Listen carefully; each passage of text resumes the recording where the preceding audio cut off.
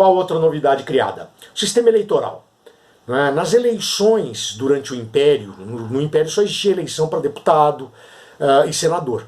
Mas nessas eleições do Império o voto era chamado de censitário. O que quer dizer isso? Só as pessoas com uma renda mais alta que podiam votar. Então era uma minoria de brasileiros que votavam. A partir de agora, com a República, o voto passa a ser universal, masculino e aberto. O que quer dizer isso? Todos os homens maiores de idade, maiores de 18 anos, passam a ter direito de voto, com um detalhe. Eles tinham que ser alfabetizados. E esse é um grande problema. Por quê? Porque a maioria dos brasileiros eram analfabetos. E o problema maior é que essa Constituição exige alfabetização, né, para o brasileiro ser eleitor, ser cidadão. Só que a Constituição não fala absolutamente nada a respeito de escola pública. Não é? O Estado não via a educação como uma obrigação, não é, junto à população. O problema maior vai ser o voto aberto. O que quer dizer isso? O voto não era secreto. Então você está votando, os mesários que estão recebendo o voto estão vendo que você está votando. Isso vai provocar um fenômeno que a gente vai estudar mais tarde, chamado voto de cabresto. Ok? Muito bem. O sistema eleitoral foi mudado e isso levaria tempo para recrutar os eleitores, para ver quem tem direito ou não a votar, e a gente precisava ter um presidente da República eleito. Os deputados resolveram, excepcionalmente, fazer uma eleição indireta. E os eleitos foram o próprio Floriano, continuou como presidente, e o vice, um outro militar, o Marechal Floriano Peixoto. O Deodoro, a partir de agora, é presidente constitucional. Ele deveria, né, governar por 4 anos, mas se você ver as datas do governo constitucional dele, ele governa por 9 meses. Né? Então o que aconteceu para o Deodoro não cumprir o seu mandato até o fim? O Deodoro não era político, ele sempre foi oficial de exército. Ele estava acostumado a dar ordens e ser obedecido pelos soldados. O problema é que o país não é um quartel e a população não são soldados. Não é? Então o presidente não faz o que ele quer. Não é? Então o presidente tinha que respeitar o Congresso, o Poder Judiciário. Não é? Muitas medidas do presidente necessitavam de aprovação do Congresso, e o Deodoro achava isso um absurdo. Não é? Ele era uma figura, o exército de modo geral era centralizador, defendia uma república, mas uma república autoritária. Depois de muitos atritos do Deodoro com o Congresso, o Deodoro tenta um golpe. Né? Então a república mal tinha nascido e a gente vai ter uma nova tentativa de golpe.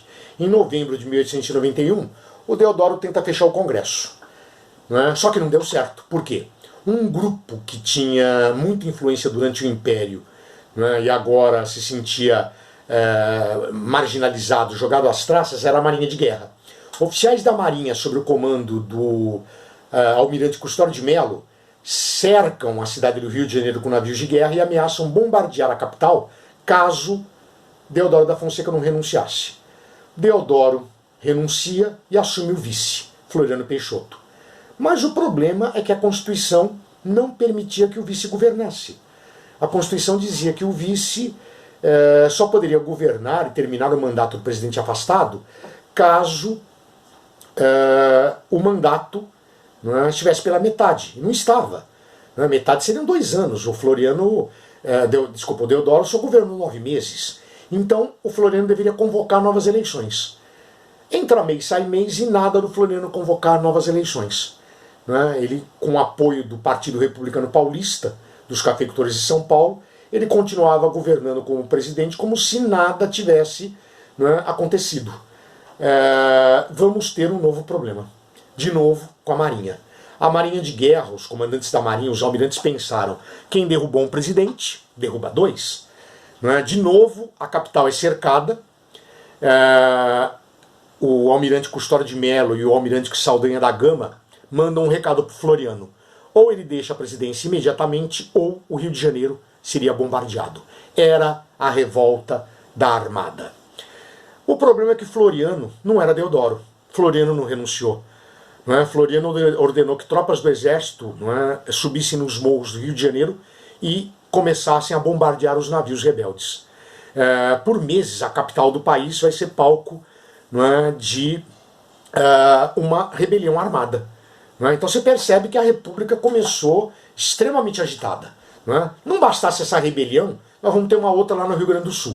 a Revolução Federalista no Rio Grande do Sul, ela era um problema local, que vai opor os pecuaristas locais, que eram conhecidos como maragatos, e os agricultores, que eram conhecidos como chimangos. Né? Esses chimangos eram republicanos, apoiavam o novo regime, e os pecuaristas maragatos eram monarquistas. O grande problema é que esses maragatos vão tentar uma aliança com os almirantes rebeldes lá do Rio de Janeiro. Nós vamos ter uma tentativa de unir a rebelião gaúcha, a Revolução Federalista, com a revolta da Armada no Rio de Janeiro. Navios da Marinha Rebelde partiram rumo ao Rio Grande do Sul para se unir, né, aos rebeldes gaúchos. Só que o Floriano sabia que se isso acontecesse, as coisas se complicariam. Por isso, o que o Floriano fez? Colocou tropas no meio do caminho. Né? Esses navios do Rio de Janeiro, para chegarem no Rio Grande do Sul, teriam que passar pela ilha de Santa Catarina, onde estava a capital catarinense, a cidade de Desterro.